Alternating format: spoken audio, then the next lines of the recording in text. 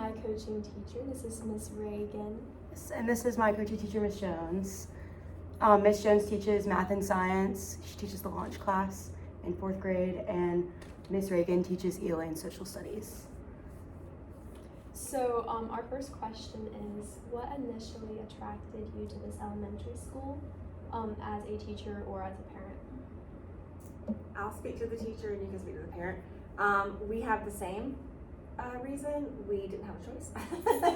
Actually, so our school, we were at Pineview Elementary School, and they closed that school and combined it with BC number 1 to create Riverbank. So we kind of all meshed here, and that's since it's open. Mm-hmm. Is this year 6? Nice. I mean, Riverbank. Year 5th year? I think it's only been open for 5 years. Or going on. So yeah, but we were both at Pineview before that, and Mhm. we loved it there. Yeah. Mhm. And we love it here. And I think too, a lot of you don't really get a choice, but a lot of times your principal is really important, and we both Yeah. love our Yes. principal here. So when you enter the school, you might not know your principal, but a lot of times you stay because of your principal, like that they make the choices, they make the decisions for your school, and if you don't like the choices they're making, it's harder for you to stay. So I think even though we didn't really have a choice, it's like we stayed here because Yes. of our Yes. principal for sure. Yes. And I can speak to the parent side. Because I teach here, Kaden my daughter would come with me, but it is a very large school, and so that is something, like, as a parent, I love Riverbank and I want my child to be here because of the community, but it is a very large school. So when you're thinking of a parent aspect, it's like, do you want your child to go to a school with a 2-story building where it is a little bit bigger, but number wise, really, we're very similar to a lot of schools. We're like 1,100 compared to like 900 in elementary. So it's just the size, like the size of the actual school, not the size of like the student body. That's something to think about, like, as a parent, for sure. And to piggyback on what she said with admin, when you're looking for a school, when you're choosing a school, when you want to, for next year, like, always look at the admin, because they create the culture. We were just talking about this a few minutes ago. They create the culture in the school, and the culture in the school is far more important than what the demographics are, what the socioeconomic status is, any of that. The culture that's there. And Mr. Sims was our principal at Pineview, and so yes, it was involuntary to come here, but we stayed here because of him. So Thank you. Can you share any unique programs or initiatives that the school offers that you find particularly beneficial? To students or teachers? I think to students. I have a few ideas. I'll go first. Okay. We might have some of the same ones. So it really depends each year, because each year a teacher typically, for the programs I'm thinking of, a teacher typically has to take charge of that, or somebody at the school has to take charge and establish that program. It could be your guidance counselors, but pretty much somebody in the school has to decide, hey, this is going to be a program we want to offer. I think one of the most beneficial things is our soccer program, because a lot of our students cannot afford to pay to join some type of soccer team, or their parents don't have the transportation for it, and so we have a free soccer program here. That's a new thing. It's only been in our school for 2 years, I believe. We also do like run programs, so like Girls on the Run was offered, but that, again, if you don't have a teacher to run it, then it's not going to happen. And then they have a Run Hard program too, which are both like they run a 5K at the end.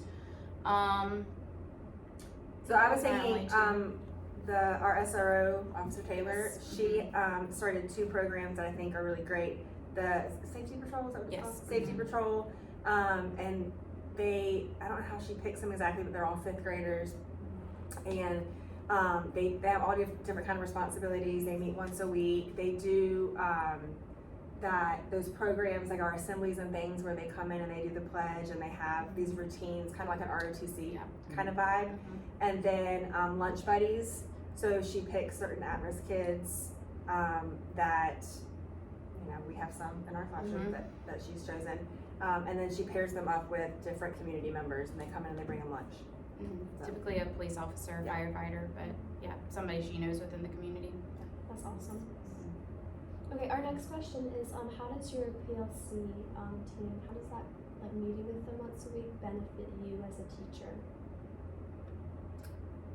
Okay, so I meet with the math and science team. So we have different, it all depends on, when you have a PLC process, it all depends on the personalities in the room and how you can meld different personalities together and the willingness to kind of give and take.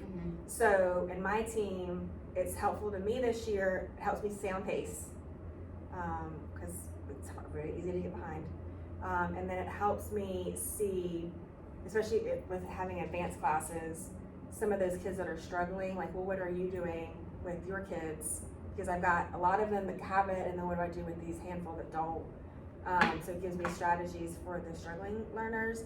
And then it also helps the other teachers, I can give them like extension activities and things like that. And then really just collaborating, getting to talk about what's going right, what's going wrong, that kind of thing is helpful. ELA is a challenge in general, and I have taught ELA and social studies for 2 years, just those two subjects.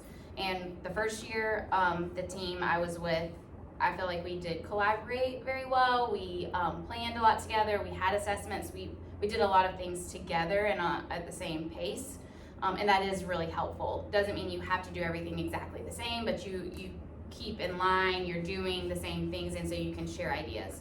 This year, my team changed, and so you have, like Brooke said, you have different personalities, and sometimes people aren't willing to like do the same things, or they don't think that their kids need those things. So this year has been more of a struggle of like staying on pace. I do think it is nice to have the PLC where you have common assessments. Like that has been helpful because we can give an assessment and then talk about how is this assessment either working, not working, how is our teaching working, not working, and what can we do? But what I feel like I've learned this year is a lot of it, what we struggle with is like the follow through. Like we plan this assessment, we give the assessment, we look at the data, and then what? And so that's where you'll learn. It's just like making sure that you do follow through. Even if your team doesn't follow through, like you as a teacher can go and do whatever needs to be done to help your students. Like make sure that it wasn't pointless, you know?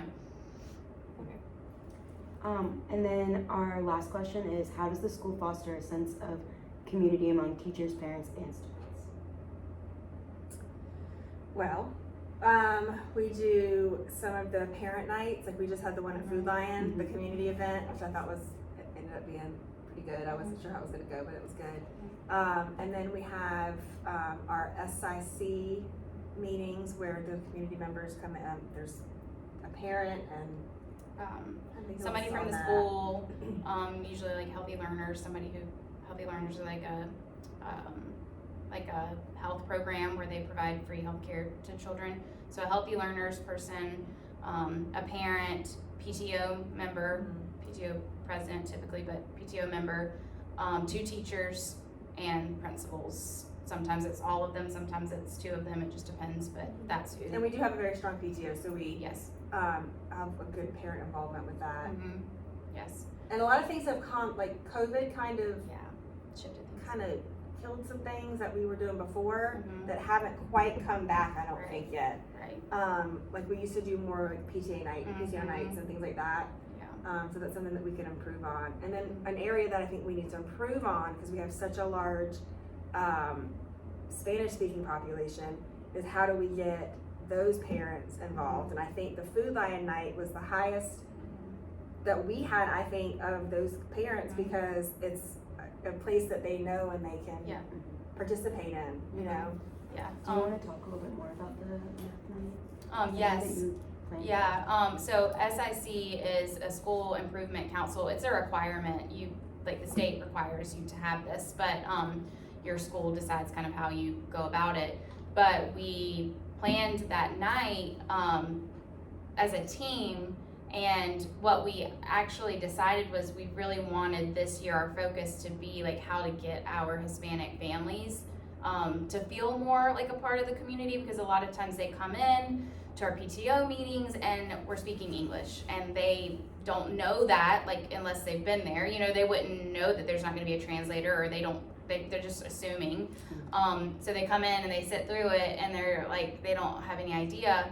And so Sims was saying, Mr. Sims, our principal was saying that the goal this year is to have opportunities for those families to come in and be able to choose during a PTO meeting, during a community night, like where you go, where you feel most comfortable. So having like English, the meeting presented in English, but also having it presented in Spanish too, and letting it just be a choice. Like not saying you have to go, if you know, like, cause some Spanish families, they speak English and they feel very comfortable sitting in with, you know, being spoken in English. But that was like our start. And then we went into planning this night and we're like, well, how can we first get the community involved? And luckily Food Lion, the pizza place that we used, the Hispanic grocery store and the pet store literally are all in the same shopping center.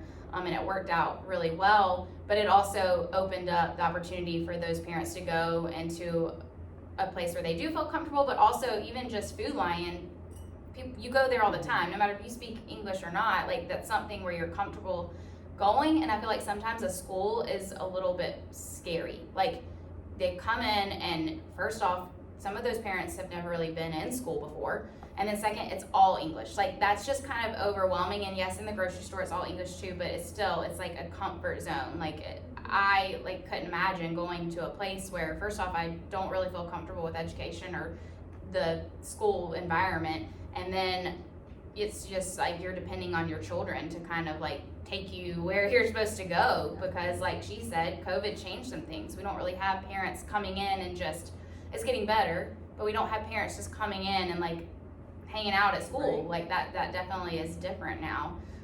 So parents are very open to go to like a place in the community and just walk around. And there was nothing, we planned it so that it was more of just getting families to come together and getting the families to see like, oh, this is what they're learning in school. Like this is something that they're doing and they can apply it to real life. And it was also great because I had more than one person stop me and go, what is going on? Like that was not, it was there just a grocery shop. Mm-hmm. And so it was an opportunity to say, oh, Riverbank Elementary School, we're right around the corner and we're having a community event and da-da-da-da. Mm-hmm. And they were like, oh, that's great. And so it was like a good positive thing for the, like for other people to see our school. Yeah. Thank you. Thank you so much.